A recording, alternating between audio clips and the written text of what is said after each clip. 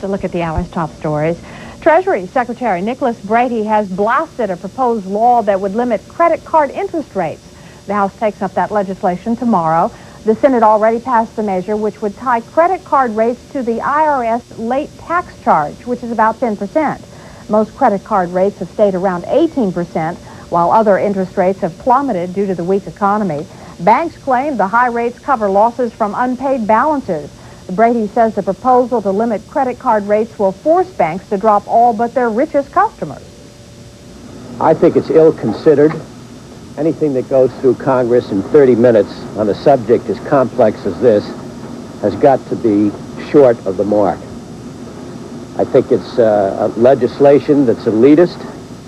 I shouldn't say legislation because it has only passed one house of Congress. It will never see the light of day, in my opinion. It will not turn into legislation because it doesn't make any sense.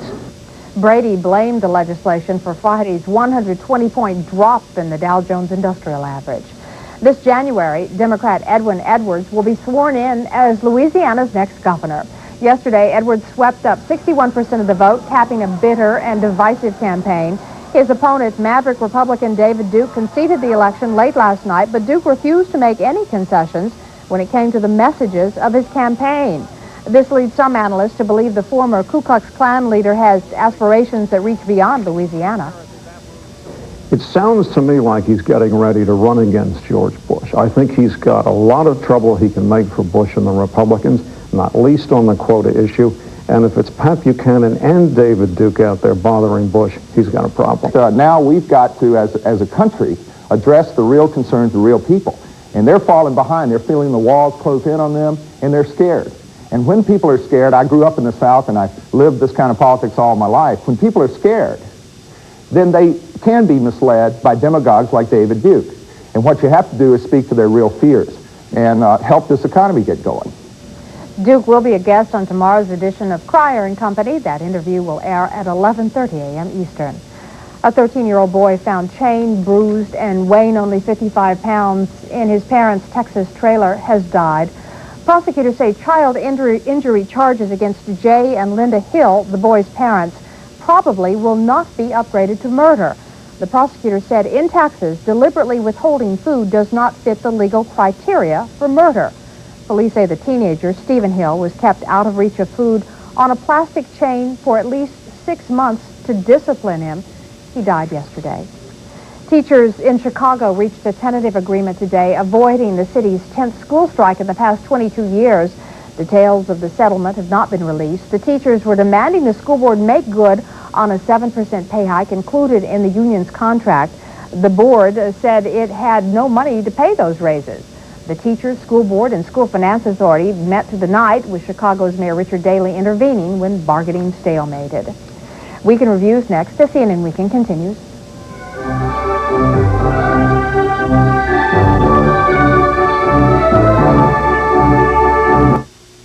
You guys like this car? The Insurance Institute for Highway Safety recently issued a study reporting occupant death rates in thousands of accidents. Look, cup holders. The study found that minivans as a group had an average occupant death rate twice as high as the car with the lowest death rate, the Volvo 240 wagon. So if you're considering a minivan instead of a Volvo, Go talk to the man. maybe you'd like to reconsider.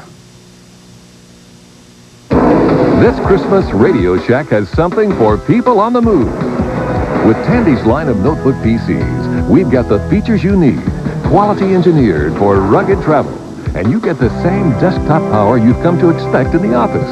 So take a Tandy notebook PC wherever your life takes you.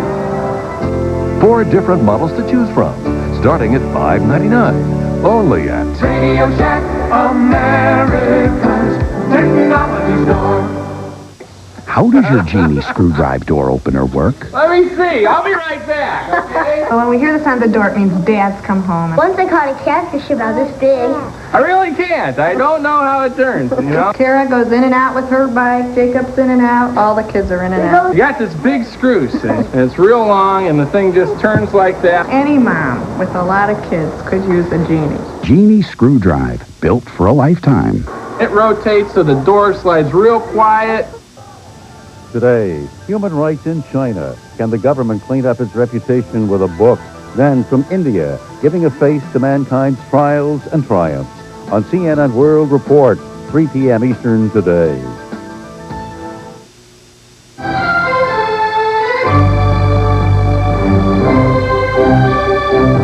Coming up next week, in review with Bob Cain, Susan Rook.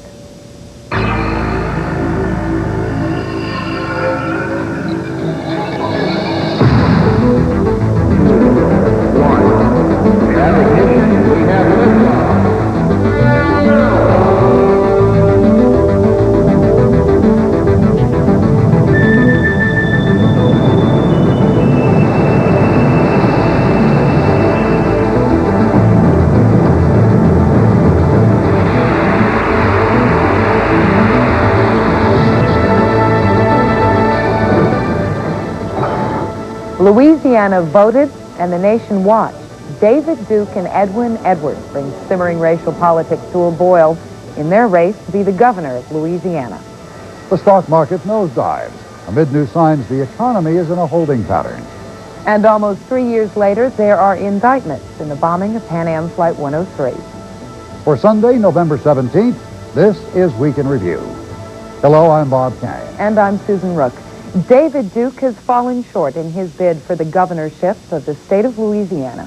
Running as a Republican, the former Grand Wizard of the Ku Klux Klan captured about 39% of all votes cast, to about 61% for the former governor, Edwin Edwards. Duke conceded defeat several hours after the polls closed. Because of his past ties to the Klan and the U.S. neo-Nazis, Duke's candidacy drew widespread attention and furious opposition from groups and individuals around the country. But in his concession speech, Duke portrayed himself as the leader of a new political movement that could sweep the nation, and he left the door open to future campaigns. Doesn't win every battle, but right always triumphs in the end. I have no plans to run for any other office. But I must say, that's a good time. Edwin Edwards, the governor-elect, has a big job ahead, selling a state that gave nearly 40% of its votes to a man as controversial as Duke. Tonight, reason and compassion reign in Louisiana. Tonight, concern and respect for all people, all races and creeds and faiths and beliefs blossomed and bloomed.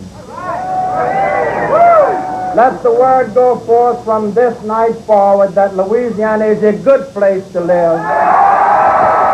Yesterday's election was the climax to a furious campaign, one that was characterized by venomous personal attacks. It stood out even in the brass-knuckles world of Louisiana politics. We take a look back now at the race the entire country was watching.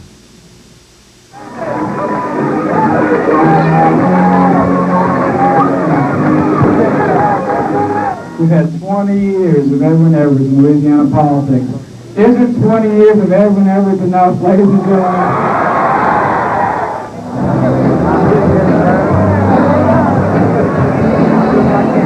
How can a man like that run your state government?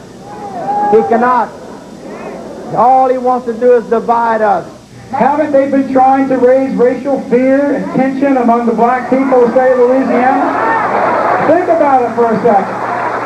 We want to send a message to the rest of America that David Duke is not Louisiana, and Louisiana is not David Duke.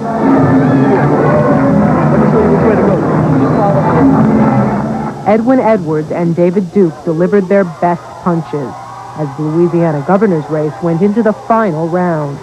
To the bitter end, the contest to shape the state's future was deeply rooted in the past, as each candidate pointed a finger at the other's transgressions and tried to put a new spin on his own history.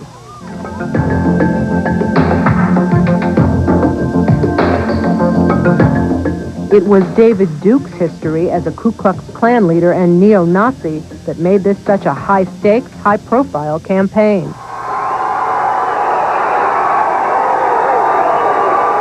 On the stump, Duke told voters and the media he'd given up his racist ways, finding new tolerance as a born-again Christian.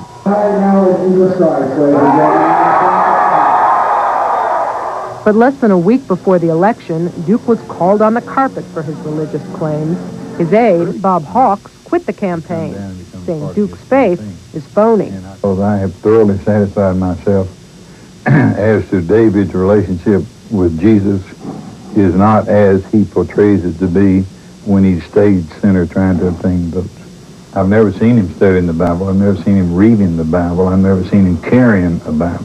But many voters were not swayed in their belief in Duke's Christianity or his message. Duke played to public frustration in a state that's in the economic dumps. I believe he'll bring us a change, and I believe he'll change the whole United States. Duke also found fans nationwide. Louisiana Common Cause says Duke got financial contributions from all 50 states, with the most outside money coming from California. The scope of his support sent chills through some people's spines. He shouldn't be elected, he should be executed. Members of Louisiana's black community launched an anti-Duke campaign, spreading their words of warning door to door. Many business people followed suit, fearing a victory for Duke might lead to a boycott of the state. They said that could cost Louisiana big events like the Super Bowl and deliver a devastating blow to tourism.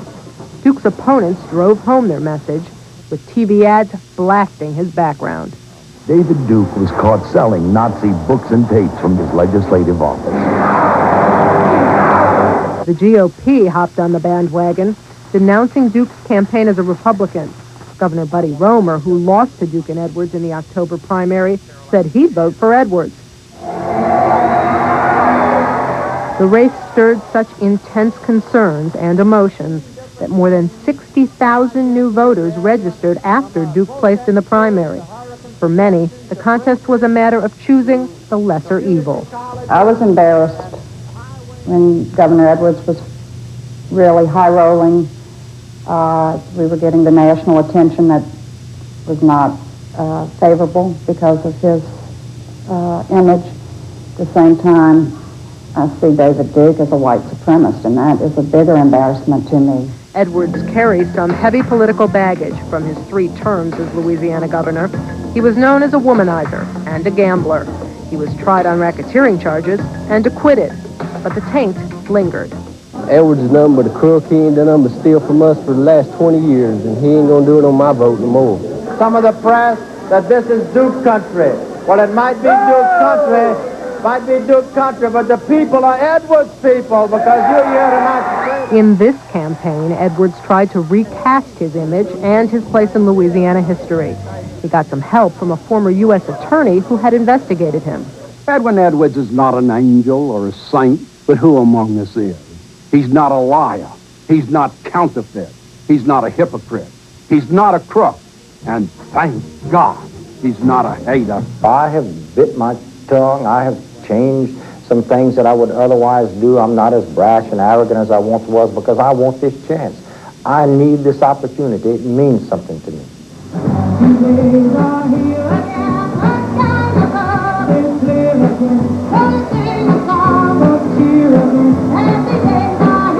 Both Edwards and Duke went into Election Day, hoping it would be a happy one. But after a campaign that was divisive and for some disturbing, many voters undoubtedly went to the polls wondering if Louisiana would lose, no matter which candidate won. For the Week in Review, I'm Jennifer Michael. How to explain the big plunge on Wall Street? 120 points on Friday, the biggest drop in more than 2 years and the 5th biggest ever.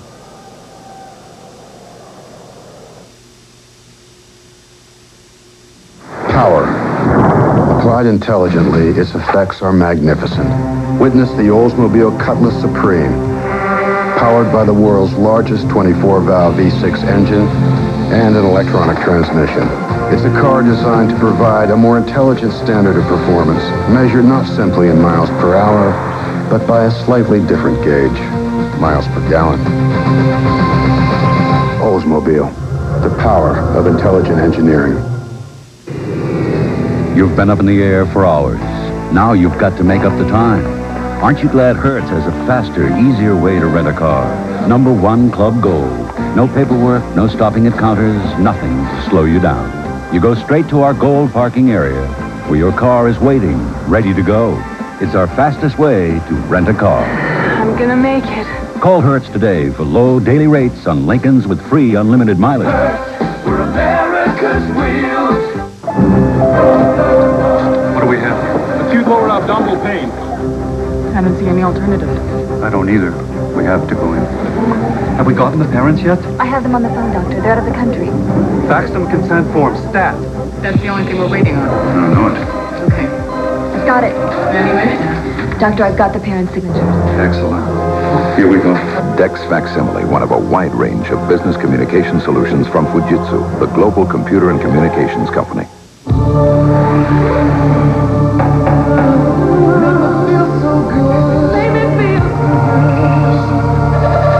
It feels as refreshing as it looks. The new shower massage from Teledyne Waterpik. We're about to prove a point. On the right, a pie wrapped in saran wrap. On the left, Reynolds and Glad. Knowing a bear won't eat what he can't smell, which one holds an odor and freshness better? Saran wrap. Nothing protects food better. President Bush says Friday's plunge on Wall Street does not present grounds for concern. On a golf course in Maryland Saturday, Mr. Bush said the groundwork is there to push the market back up. The Dow Jones Industrial Average dropped 120 points at the close of a week that was marked by mostly negative reports on the U.S. economy and by efforts to get new financial help to people who've lost their jobs. With new government figures showing more Americans out of work, new relief was promised to the long-term unemployed. After a 4-month fight with the Bush administration, Congress passed a bill to continue unemployment benefits to as many as 3 million Americans who have exhausted their government payments. Qualifiers could get up to 20 weeks of extra payments beginning around Thanksgiving. Any extension would be grateful. It's really a shame that it took so long. Now I got 6 kids and I only get $53 a week when I was getting it. And it really wasn't worth it. I'd rather be working. President Bush agreed to the plan on guarantees from congressional Democrats it will not increase the deficit-burdened budget. After previous assertions the economy is growing again, the president is beginning to scale back his positive rhetoric and to express new concern for the unemployed. People are hurting in this country. The government says 454,000 Americans filed first-time unemployment claims during the week of November 2nd. That's up 33,000 from the previous week, the highest jump since May, and a certain indication that layoffs are continuing. The figures reveal heartache in the heartland, with Illinois, Indiana, Wisconsin, Missouri, and Michigan all absorbing heavy losses in manufacturing and construction. California lost more than 6,000 jobs, mostly in the food business. The airline industry took a hit, too, and so did 4,300 airline workers as a result. Chicago-based Midway Airlines forced to close operations and send employees home after Northwest backed out of a deal to buy it. And the woes of U.S. auto industry continued as well, as automakers report a 13% drop in sales for the first 10 days of November. Even on smaller items, Americans are spending less. The Commerce Department says retail sales dropped in October by 0.1%. Shoppers are browsing, not buying, and that's a bad sign for the Bush administration, which wants consumers to get out and spend, to push the economy forward. But economists don't see that happening, not anytime soon. I don't think we'll see a pickup until the job market begins to improve, and right now we're not seeing any encouragement on that front. On the other side of the ledger, inflation appears to be holding steady, with a midweek report showing a significant increase in the price of wholesale goods.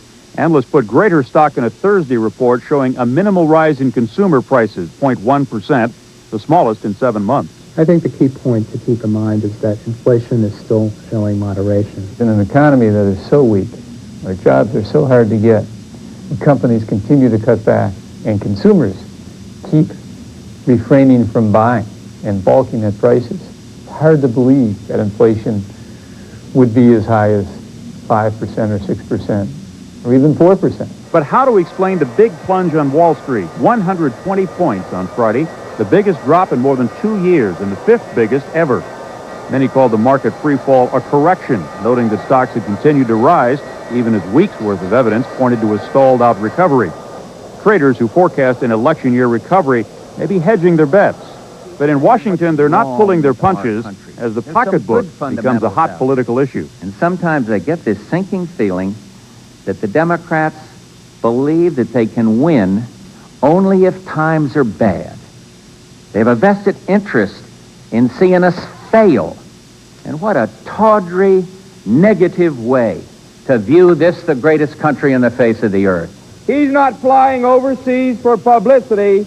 He says he's looking for jobs for American workers. And that's a part of the legacy. The American jobs since 1981 have moved overseas, and it's appropriate that the president should go and try and find them. We cannot knuckle under every time they come along with a new spending program that is going to mortgage every generation that comes and every person that is working. No health care, no jobs, no employment. The American worker is not a stepchild of the world, and we must learn that. I hope that God, that one day they wake up and find out that they have supported the wrong people, and that's why we have the problems that we have in this country today. As politicians thunder, industries falter, and unemployment lines continue to grow. Which way will the economy turn, and how can the nation's leaders move it forward? Those two questions are still unanswered, but they'll be asked again and again in the weeks and months that lie ahead. For Week in Review, I'm Chuck Roberts.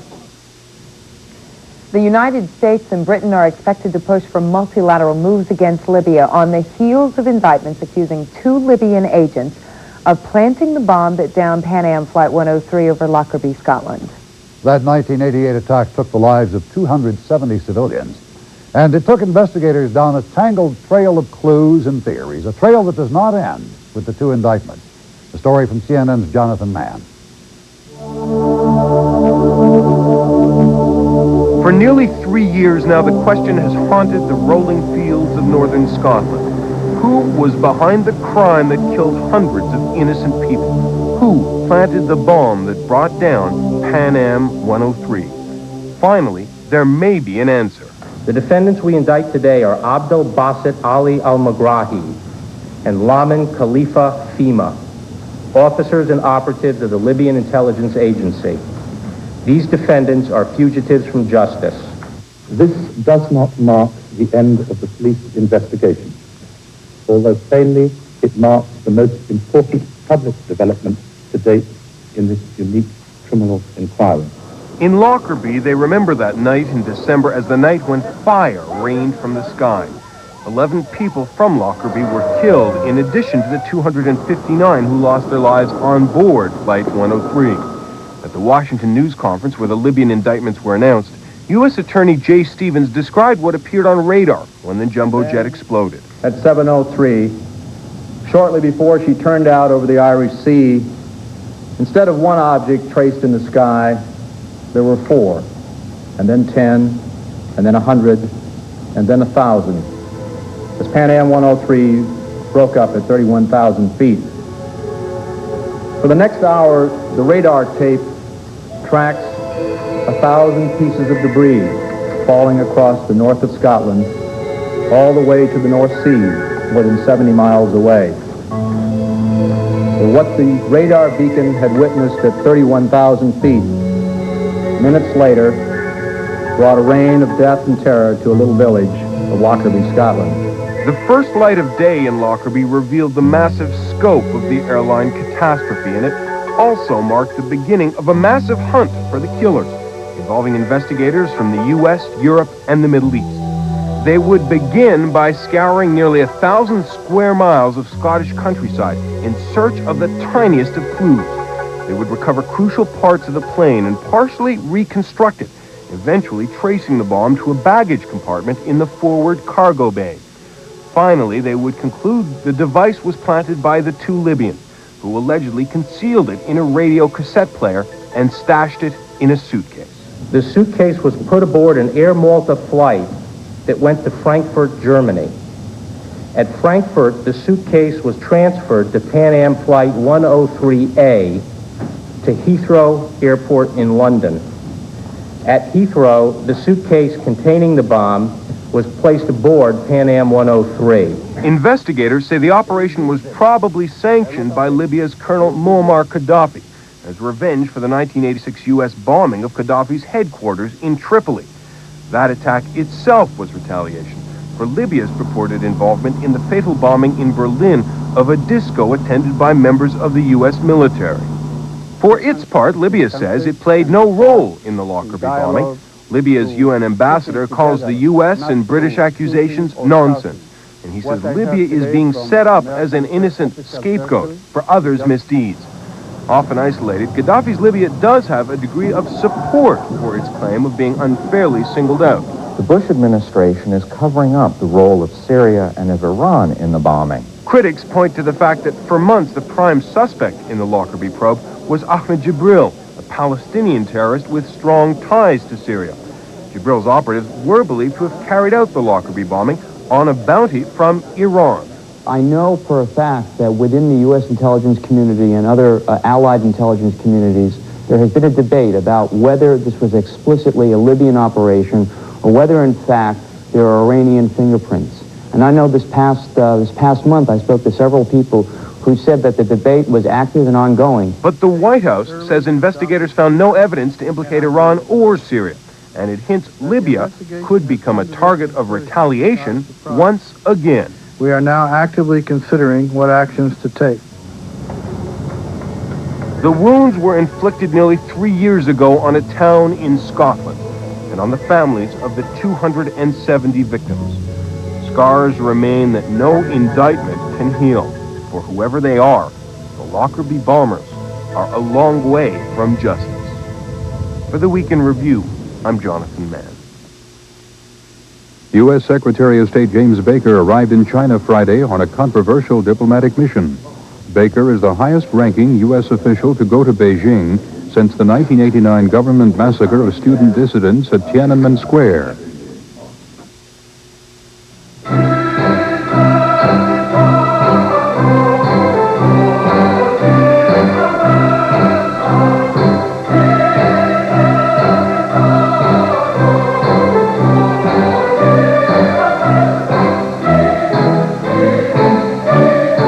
Before investing in any luxury car, may we suggest you do slightly more than kick the tires.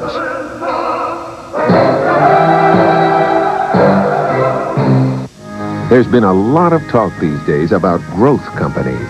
Consider the one communications company that's been growing right before your eyes. From the nation's first superstation to the world's first 24-hour television news network, from the world's fastest 30-minute newscasts to one of the nation's fastest-growing basic cable networks. When you put it all together, it's easy to see.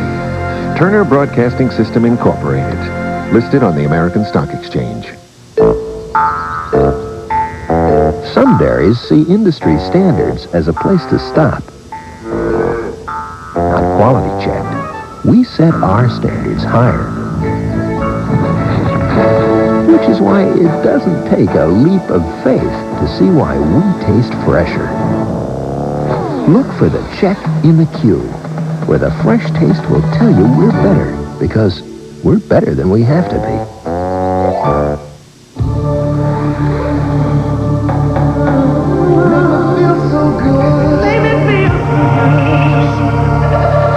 It feels as refreshing as it looks. The new shower massage from Teledyne Waterpick.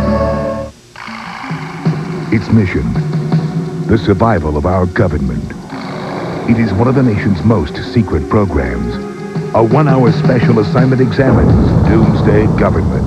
Tonight, 9 Eastern on CNN.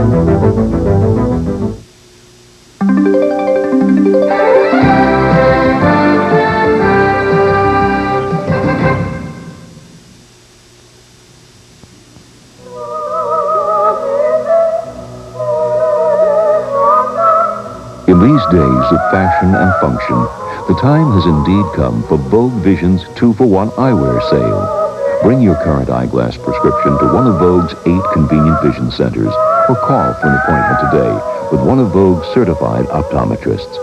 Vogue Vision Centers, Iowa's leader in quality eye care, now offers you 2 for 1.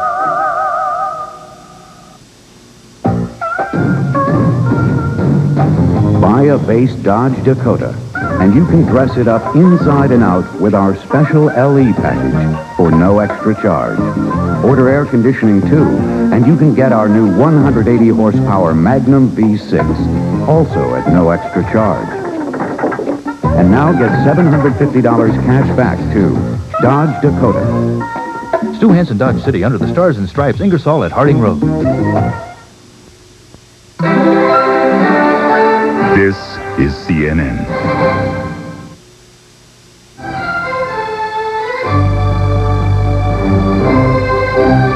We'll return to Weekend Review in a minute, but first is a look at our top stories here on CNN Weekend. Louisiana's Governor-elect Democrat Edwin Edwards says he's ready for a fresh start as he prepares for a 4th term in office.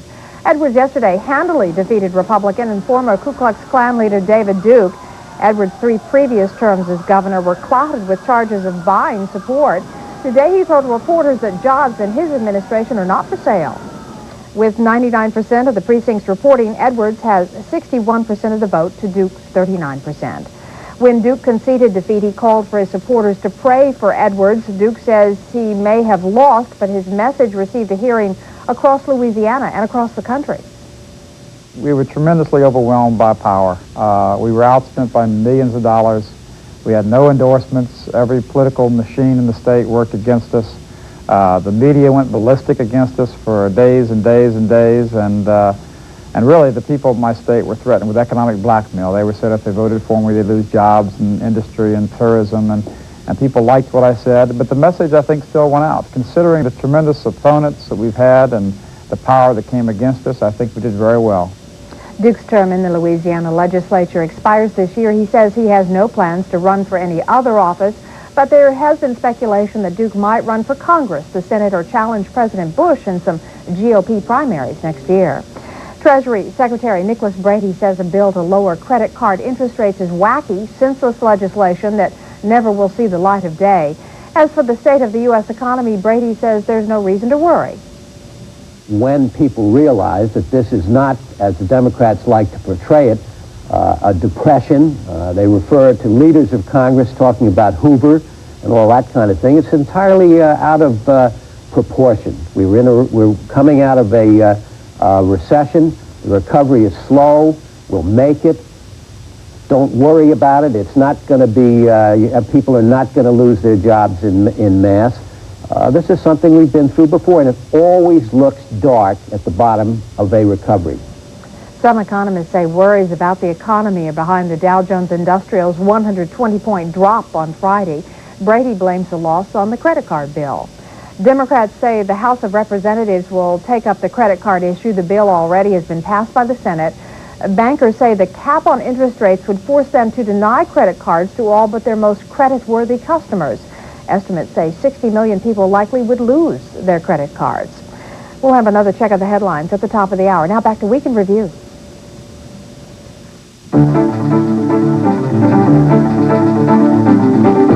I'm David Goodnow. Here are some of the week's stories from around the globe.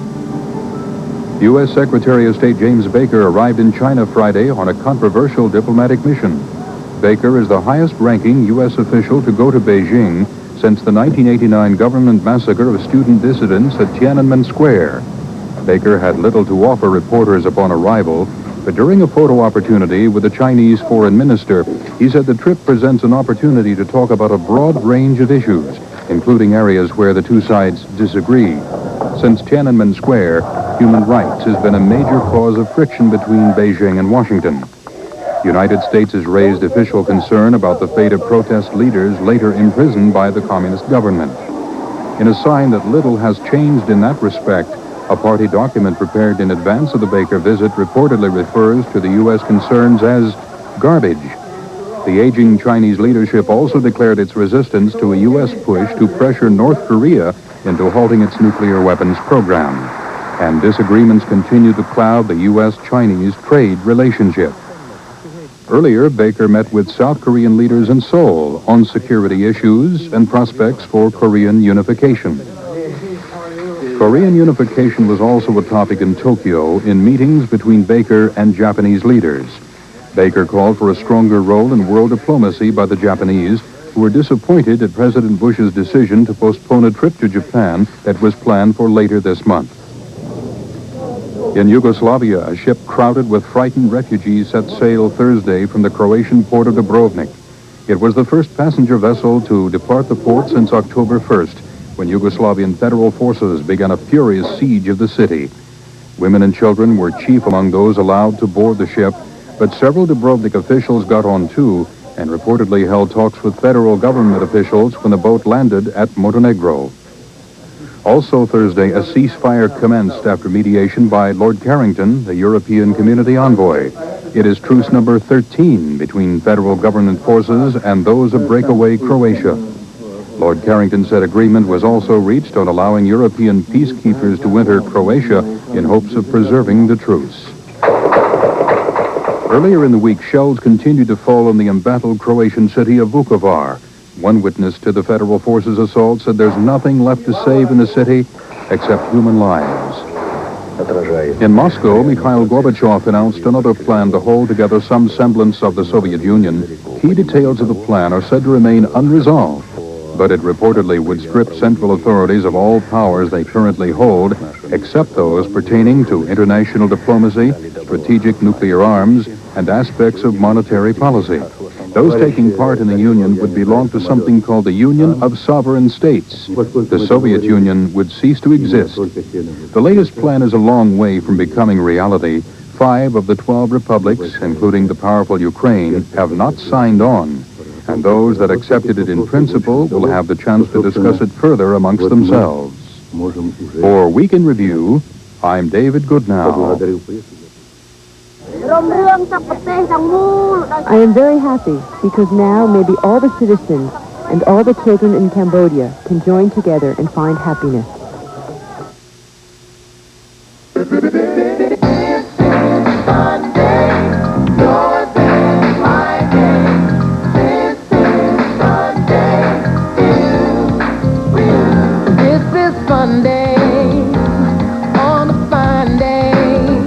Something happens between the weddings and birthday parties. It's called the rest of your life. That's why we created America's most popular camcorder, the Handycam, from Sony. Look, I'm eating apples again, thanks to Super Polygrip with its Ultra Hold formula. Now in an easy-to-use pump, it holds dentures ultra-tight. Ultra Hold formula, the best grip Polygrip has ever made. Mommy, I made a mistake. Let's erase it. Erase it? Sure, with new Erase Carpet Spot Eraser. Just rub Erase over the mistake and Erase rubs it out. No more mistakes. Erase carpet mistakes with new Erase. The Murine Earwax Removal System has drops that safely loosen hardened wax when used as directed, plus an ear washer to gently flush wax away. Murine, the complete medically approved system to safely remove earwax. With 5 powerful cleaning agents, Fantastic not only out-cleans all others on greasy kitchen dirt, it's the perfect do-it-yourself cleaning kit for almost every surface in your kitchen and bath. 5 Cleaner Fantastic. More power, more places. On CNN Today, what did the Louisiana governor's race mean? David Duke puts it in perspective on Newsmaker Sunday. Then on Inside Business, some expert ideas to heal the ailing U.S. economy. All today on CNN. In a blow to the Iran-Contra prosecution effort, a federal appeals court on Friday threw out the felony convictions of former National Security Advisor John Poindexter. Poindexter was the highest-ranking Reagan administration official to be convicted in the scheme to divert funds from Iranian arms sales to the Nicaraguan Contras. But 2 Reagan appointees on the appeals court said the Iran-Contra prosecutor improperly used immunized testimony that Poindexter gave to Congress. The 3rd appeals court judge, a Carter appointee, dissented. We were obviously very pleased with the decision that was handed down this morning by the Court of Appeals. I have felt all along that I did not commit the crimes that were charged, and the Court of Appeals throwing out all of the convictions was indeed very good news. Also on Friday, Elliot Abrams, the Reagan administration's point man for the Contras, was sentenced to 2 years probation and 100 hours of community service for withholding information from Congress about the Iran-Contra affair. The war-torn history of Cambodia took a turn toward peace this week. Prince Norodom Sihanouk returned to his homeland nearly 13 years after he fled to exile in front of invading Vietnamese troops. He is to lead a United Nations-sponsored coalition government, bringing together 4 groups that have waged war for decades. But Sihanouk's return, while welcomed by most Cambodians, is not the cure-all to his country's problems. A hero's welcome for a former king. Prince Norodom Sihanouk came back to Cambodia, a country ravaged by 2 decades of civil war. But thoughts on the street were not of history, but of hope. I am very happy because now maybe all the citizens and all the children in Cambodia can join together and find happiness. Sihanouk's return was part of a treaty signed last month in Paris by the 4 main factions in the Cambodian conflict. Sihanouk heads one of the 3 rebel factions waging war for the past 10 years against the communist government. Khieu Samphan heads another faction, the Khmer Rouge rebels, whose murderous reputation sparks fear in most Cambodians and Western diplomats. Son Sann, a former prime minister, heads the smallest rebel faction called the Khmer People's National Liberation Front. The Cambodian government was represented by Hun Sen, prime minister. The peace treaty created the National Supreme Council, which gives each faction representation in a coalition. Sihanouk will serve as its leader until United Nations supervised elections in 1993. Sihanouk's return ends a seesaw political career that mirrors Cambodian history. Sihanouk led Cambodia from 1941 until the Vietnam War. He tried to play both sides of the war and keep Cambodia out of it. But he was ousted in a U.S.-backed coup by Lon Nol, a military leader. Sihanouk went into exile in China and North Korea. He was returned to power in 1975 by the Khmer Rouge.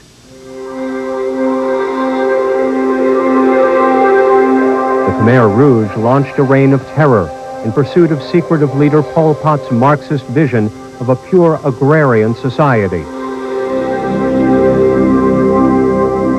The Khmer Rouge murdered about 1 million people, 1 in 6 Cambodians, in a cultural purge. Sihanouk managed to flee to Beijing in 1978 as Vietnamese troops were invading Cambodia.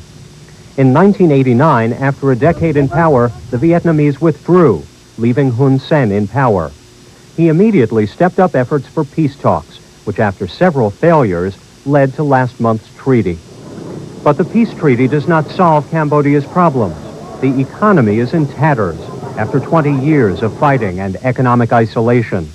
The land in Cambodia is fertile, but this year, flooding damaged much of the crop. I've seen the Cambodian house, which is built on stilts, like a bamboo hut. And when there is an earthquake, it is shaky, but it's not fall down.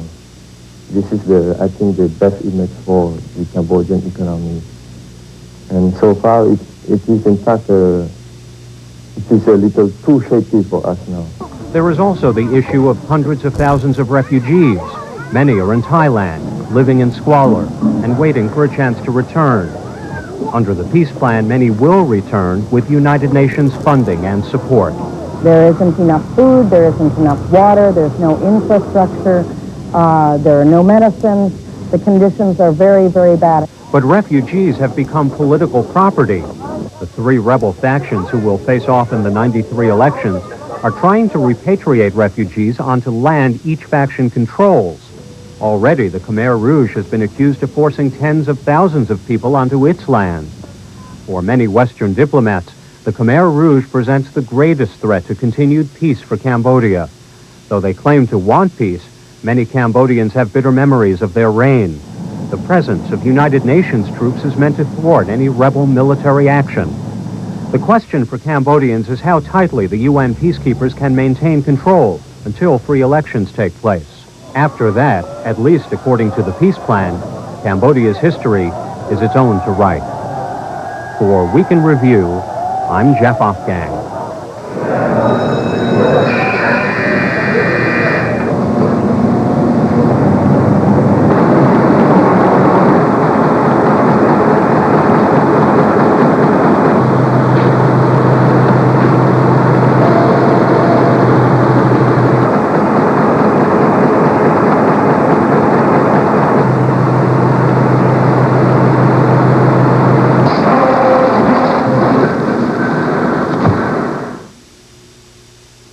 The following scenes may be unsuitable for sensitive viewers. They are the forgotten, these poor, hungry, sick children of the world. These despairing and dying children. They need help so urgently. But what does it cost to fight disease, malnutrition, starvation? How much does it cost to keep a child alive? The figure is almost unbelievable. It's only 70 cents a day. For 70 cents a day, you can make sure a child gets well and gets a chance. Start by calling this toll-free number right now. You'll receive a free information video and more from Christian Children's Fund. For just 70 cents a day, only $21 a month, you'll make sure a sick child can finally see a doctor for diagnosis and treatment. 70 cents provides a hungry child 3 nourishing meals and clean drinking water every day. 70 cents gives a child who wants to learn the clothing and books and opportunity to go to school. Please call today. There's no obligation. Within 10 days, you'll receive your free video plus information on one child who needs you. As a CCF sponsor, you could help turn life around for a child who, just because of chance, had no future. You'll also be helping his family and community to help themselves improve their quality of life. For over 50 years, CCF has been where the need is. Today, CCF is helping over 500,000 children of all faiths. But there are still 40,000 children dying every day from hunger and preventable diseases. The greater tragedy is it doesn't have to keep happening. These children can be helped because the cost of fighting disease, malnutrition, starvation is only 70 cents a day. It can literally mean the difference between life and death to a child. Give a child a chance. Please call today for your free video.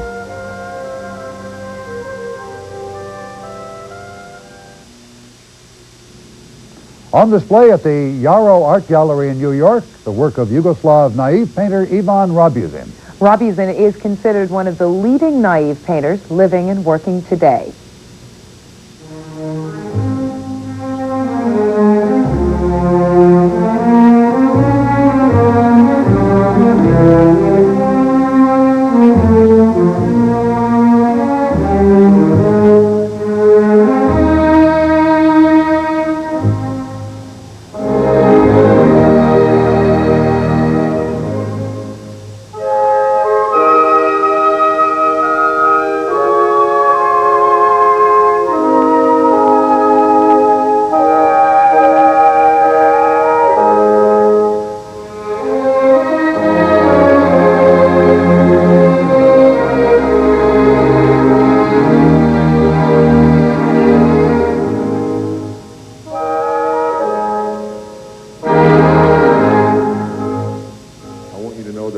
You might call it the week after Magic Johnson dropped the bomb that he was infected with the AIDS virus.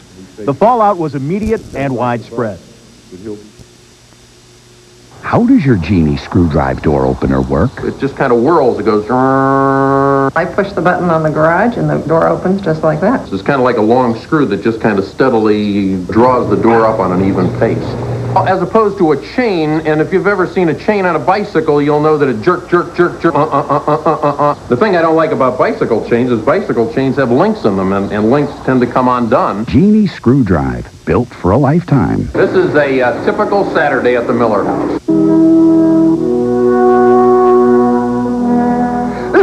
Ricola, the all-natural herb cough drop imported from Switzerland. Ricola has been soothing throats and relieving coughs naturally for over 60 years. Do you keep your cat box nice and fresh? Uh-huh. Uh-oh. Try Fresh Step, the only litter that releases tiny odor controllers every time your cat scratches her steps. Fresh Step. Freshens with every step. Today, human rights in China. Can the government clean up its reputation with a book? Then from India, giving a face to mankind's trials and triumphs. On CNN World Report, 3 p.m. Eastern today. In the wake of yet another outburst of gunfire at a U.S. post office, Postmaster General Anthony Frank says there will be background checks made now on all current and former postal workers. Frank is trying to prevent incidents like the one Thursday, when a former letter carrier opened fire at a post office in Royal Oak, Michigan. The gunman was identified as Thomas McElvain. Authorities say he used a sawed-off semi-automatic rifle to shoot and kill 4 supervisors before taking his own life. McElvain had been fired last year from the Royal Oak office and apparently became enraged when an arbitrator upheld his dismissal. Magic Johnson vacationed in Hawaii this week, but his stunning news lingered behind. His announcement that he would retire from basketball because he contracted the AIDS virus evoked both support and pleas for help. President Bush offered Johnson a spot on the National Commission on AIDS, and Johnson accepted on Friday. That begins a long journey for Johnson as he ends one spectacular career and begins a new one. And continue to win. You might call it the week after Magic Johnson dropped the bomb that he was infected with the AIDS virus. The fallout was immediate and widespread. First, Magic himself spoke to the world, following up on his earth-shaking announcement. Though he vacationed in Hawaii, he addressed his own fans in a statement read by fellow Los Angeles Laker James Worthy. But I most want to tell you that this is the first day of the rest of our lives. I say this to you fans because we, the Lakers, need your support more than ever before. I say this to all my teammates because starting now, it's winning time.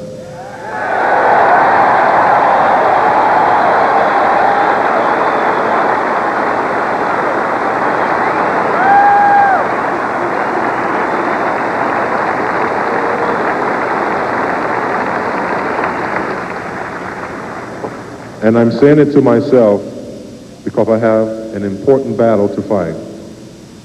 And in this battle, you all are my teammates. Sincerely, Irvin. Thank you. Then Magic started working at his self-proclaimed new job as a spokesman for AIDS. In an article he wrote for Sports Illustrated, he told of how he contracted HIV. "I was infected by having unprotected sex with a woman who has the virus," Johnson wrote.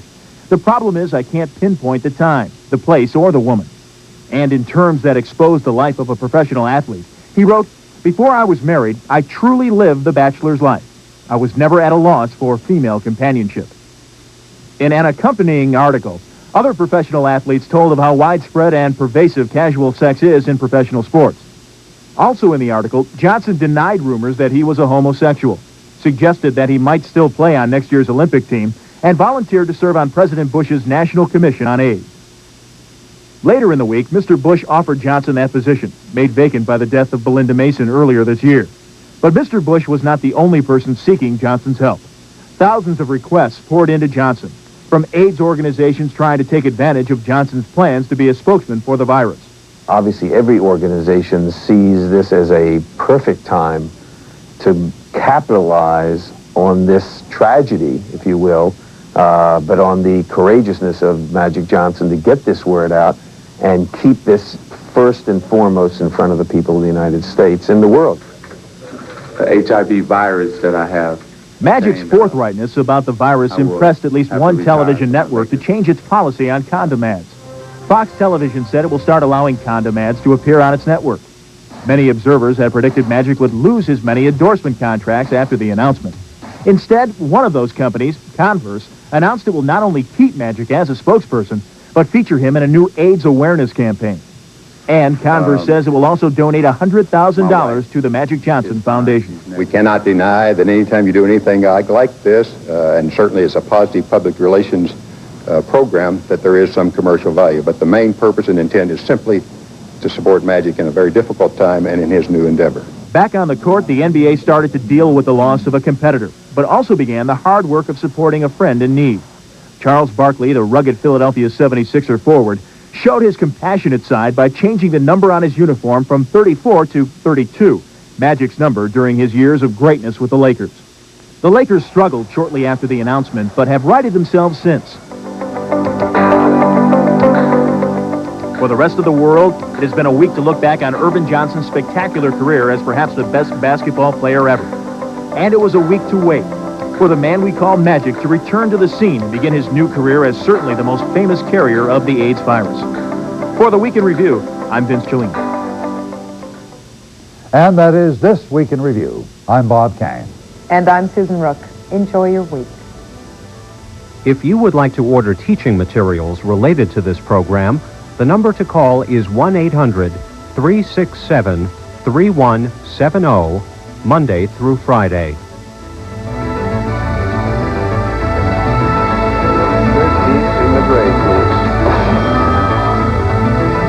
I'm going to give you a look here at CNN Weekend at the weather. Ted Textor is here to do that. He says, nice some places, not so nice other places. Well, as I was just coming in a couple of hours ago, it's beautiful here in Atlanta. The southeastern United States is enjoying some lovely weather, lots of sunshine and a little hazy sky, but overall very nice. As you move further to the west, to the north as well, the weather changes quite a bit. We have a variety of seasons around the country. Let me show you with the satellite picture just what's going on. From aloft, you can see the big storms, very well pronounced now, in the midsection of the nation, spreading rain from eastern sections of Missouri, central Missouri too, on into Illinois. Further southward, some heavy storms down through the Gulf region, western sections. Back west, the snow that's been falling in Colorado into western Kansas, tapering off some now, but Wolf Creek Pass had 35 inches of snow through yesterday. In Denver, about 10 inches, the official reading.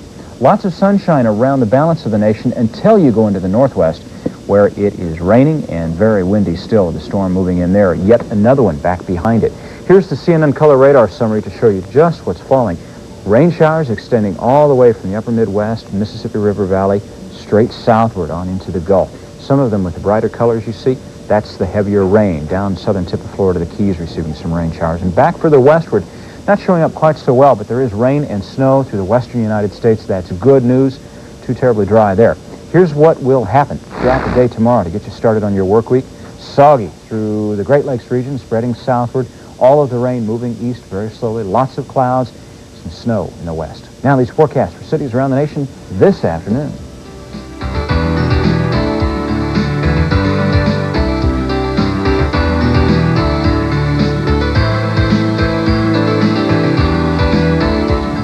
Any moisture we can get just about anywhere in the nation is badly needed now. I like those views from aloft, as they say in weather talk. It's a very lofty business, you know.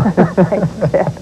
CNN World Report coming up, as are the hour's top stories. But first, this break as CNN Weekend continues.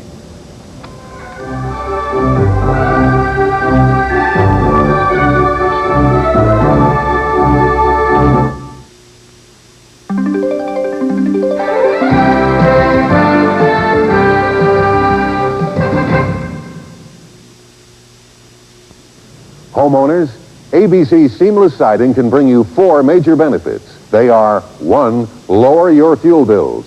2, increase the value of your home. 3, make your home more beautiful and more comfortable. And 4, end painting.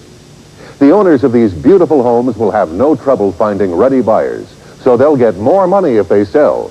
Right now, they're enjoying their beautiful homes, and they're saving on heating and cooling costs. Here's more savings. No more painting, ever. Painting costs a lot of money, and the job is never done. Do you want to keep painting your house every few years for the rest of your life? What else can you buy that will save money on heating and cooling, save money on painting, bring you more money if you sell, and give you the joy and comfort of a beautiful, energy-efficient home? ABC Seamless Siding is the siding of the 90s. Years ago, siding was made of aluminum, but aluminum was too soft and dented easily. Next came vinyl siding, but vinyl is brittle when it's cold. It doesn't dent, it breaks. And look out if it gets hot, vinyl melts. And both aluminum and vinyl come in 12-foot lengths. That means you'll have these ugly seams or splices that trap dirt and grime. Only ABC Seamless Siding solves all those problems. It is the siding of the 90s.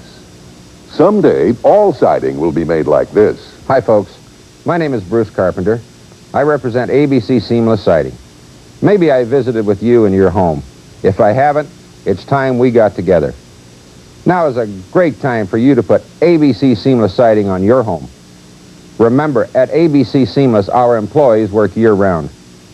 What a great time for you to take advantage of our fall-winter specials, including 15% discount on seamless siding, free installation, 100% financing, and no monthly payments until March of 1992. Call now. The time was never better.